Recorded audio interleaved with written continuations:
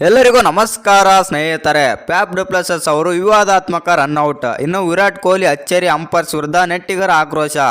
ಹೌದು ಸ್ನೇಹಿತರೆ, Chennai super Kings ವಿರುದ್ಧದ ಈ ಪಂದ್ಯದಲ್ಲಿ ಭರ್ಜರಿ ಬ್ಯಾಟಿಂಗ್ ನಡೆಸುವ ಮೂಲಕ ರಾಯಲ್ ಚಾಲೆಂಜರ್ಸ್ ಬೆಂಗಳೂರು ತಂಡಕ್ಕೆ ಆಸರೆಯಾಗುತ್ತಿದ್ದ ಆರಂಭಿಕ ಆಟಗಾರ ಮತ್ತು ನಾಯಕ ಪ್ಯಾಪ್ ಡುಪ್ಲೆಸಿಸ್ ಅವರು IPL ಅಲ್ಲಿ ವಿವಾದಾತ್ಮಕವಾಗಿ ಔಟ್ ಆಗಿದ್ದಾರೆ. ಆರಂಭದಲ್ಲಿ ಸ್ಪಿನ್ನರ್ಗಳ ವಿರುದ್ಧ ರನ್ ಗಳಿಸಲು ಪರದಾಡಿದ ಪ್ಯಾಪ್ ಅವರು ಕೊನೆಗೂ ಲಯಕ್ಕೆ ಮರಳಿದ್ದರು. ಇನ್ನು ಇದರೊಂದಿಗೆ 12ನೇ ಓವರ್ನಲ್ಲಿ ಅರ್ಧಶತಕವನ್ನು ಕೂಡ ಬಾರಿಸಿದರು. ಅರ್ಧಶತಕ ಸಿಡಿಸಿದ ಮರು ಓವರ್ನಲ್ಲಿ ಪ್ಯಾಪ್ ಡುಪ್ಲೆಸಿಸ್ ಅವರು ರನ್ಔಟ್ ಆಗಿ ಹೊರ ನಡೆದರು.